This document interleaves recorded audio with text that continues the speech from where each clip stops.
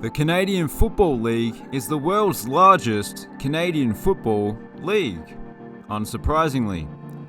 And it has a vast array of stadiums, most of which are incredible. So with that being said, let's get into it. Here are the CFL 2021 stadiums. Starting off with Tim Hortons Field, or the Coffee Grounds as a small minority of people call it. It's home to the Hamilton Ticats, or Tiger Cats if you want to be more formal. But I said Ticats because I haven't got time to say Tiger Cats in full. I have to keep it slick, you know? And that 0.2 of a second, although it seems small, it really helps the video just keep moving quickly, you know what I mean? And not like stagnating or anything like that. Anyway, it's an interesting design, this one, completely open at both ends, which allows plenty of opportunity for rooftop viewing from the surrounding buildings, if you happen to have a pair of binoculars on hand. It does look vaguely similar to a few college football stadiums. The big question you might be asking is there a Tim Hortons here? Yes, of course there is. But according to one person on TripAdvisor, it's not a very good one. Something about no French vanilla, or I don't know. So forget about Tim Hortons and visit Canada's largest outdoor bar, the Stipley.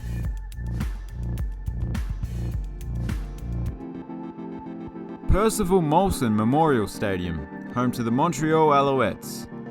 I remember the first time I ever watched a CFL game on TV.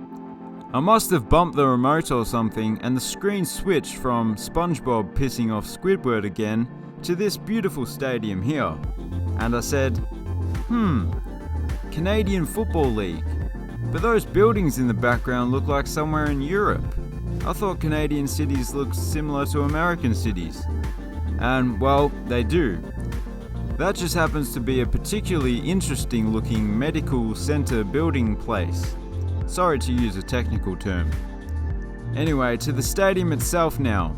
It's over 100 years old, but it doesn't look a day over 60, and that's due to the numerous facelifts it's had over the years. You may have noticed that due to the running track, the corners of the end zones are cut off. But I actually think it looks good, and it presumably makes very little difference to the players.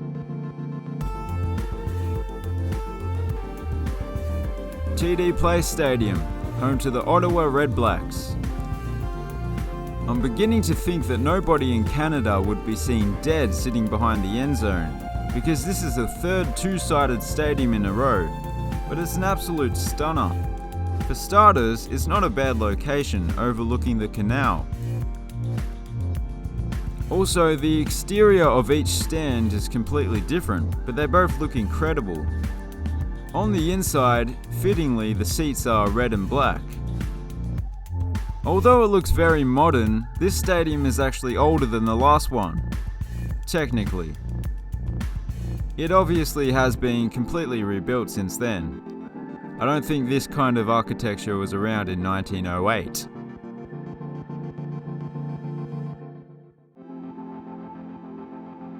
BMO Field, home to the Toronto Argonauts. We've still yet to come across a four-sided stadium, but I'm not complaining, they've been great so far. And this is another beauty. It's located a stone's throw from Lake Ontario. Interestingly, it initially cost just $69 million to build, but under a decade later, it was expanded for a cost more than twice that. But it wasn't just an increase in capacity, they also added the roof canopies. It looks much better now, but one downside is that it blocks the view of the Toronto skyline that it once had.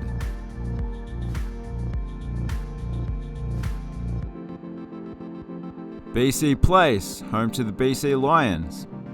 This impressive piece of architecture initially opened as an air-supported dome, which met an untimely end. But that may have been for the best. The new steel cable-supported retractable roof looks and works a lot better. On the inside it's a pretty good looking symmetrical double-tiered design. It looks very similar to Deutsche Bank Park in Germany and Arena Națională in Romania. It too has a suspended video board, it's just a lot bigger.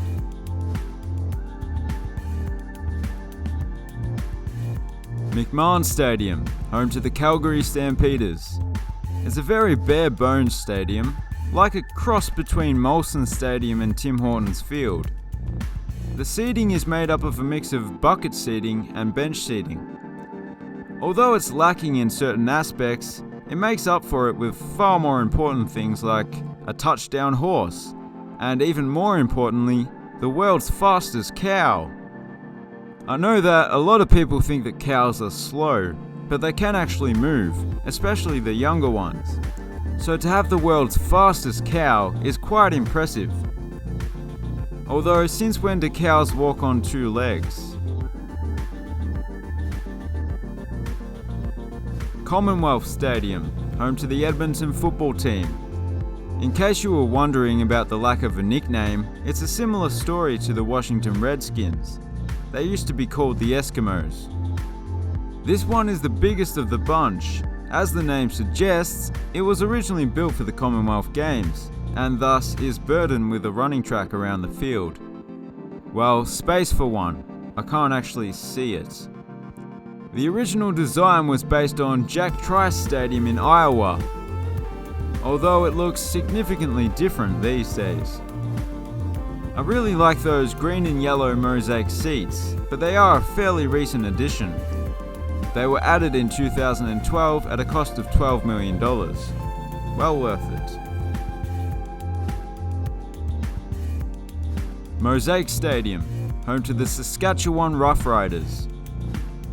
The newest of the CFL Stadiums. It was built to replace the old Mosaic Stadium, which had one of the most unusual designs going around. In a good way, I guess. The new Mosaic Stadium's design features a very distinctive roof canopy, and overall, it's a stunning stadium both inside and out. Although, it's a bit of a missed opportunity. On the last stadium, you saw that they had green and yellow mosaic seating. This stadium could have had green and white mosaic seating, not just for the play on words, but it would have looked good as well. But mostly for the play on words, it seems obvious. And finally, IG Stadium, home to the Winnipeg Blue Bombers. You may have noticed that it shares a lot of similarities to Seattle's Lumen Field, which is obviously a good thing, it being one of the better NFL stadiums. But it's newer, so there are some things that they've done better. The main thing being that the roofs are crinkle cut to allow for more flavour and crunch.